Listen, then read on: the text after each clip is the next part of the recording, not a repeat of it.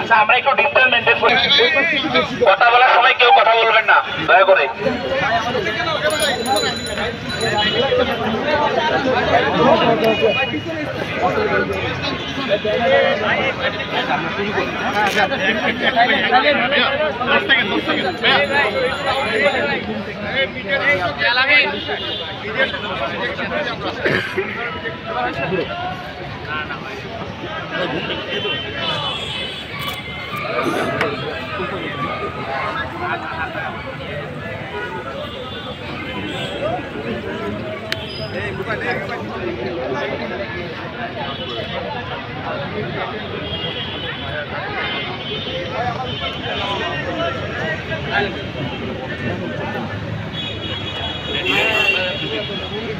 একটু দাঁড়ান, একটু দাঁড়ান।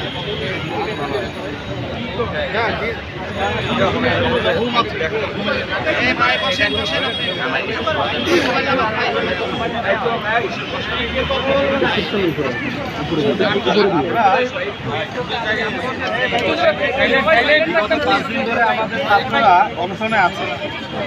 আমি ওদেরকে গত কয়েকদিন যাবতই দেখতেছি আমাদের প্রিন্সিপাল ম্যাডাম এবং আমাদের সংশ্লিষ্ট টিচারদের তত্ত্বাবধানে ওদের শারীরিক পরীক্ষা নিরীক্ষায় আমি জড়িত আছি।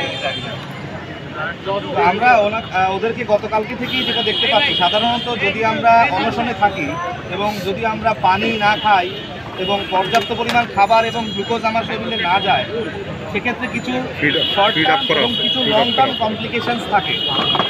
আমি গতকালকে থেকে ওদের প্রপার হাইড্রেশনের ব্যবস্থা করা উচিত এবং প্রপার চিকিৎসা করা উচিত। আজকে ওদেরকে দেখার পরে আমি ওদেরকে যাদের যাদের প্রয়োজন, শ্রদ্ধেয় শিক্ষক যারা আছেন তাদের তত্ত্বাবধানে সবসময় নার্সিং স্টাফ থাকে, ডক্টর আমরা আসি এখানে ওদেরকে দেখার জন্য। তবে ওদের অবস্থা অবনতির দিকে যাচ্ছে, এইভাবে বেশিক্ষণ কন্টিনিউ করা আমার মনে হয় না সম্ভব না। আমার কাছে কতজনের শারীরিক অবস্থা বেশি খারাপ মনে আমি এই পর্যন্ত 3 জন, আজকে সকাল থেকে 3 জন, যাদের প্রস্তাব এদের ভিতরে একজনের প্রস্তাব একেবারে হচ্ছে না। কিডনি প্রস্তাব তৈরি করার জন্য কিছু হলে আমার ভাইয়ের কিছু হলে ঘরে ঘরে কিছু হলে আমার ভাইয়ের কিছু হলে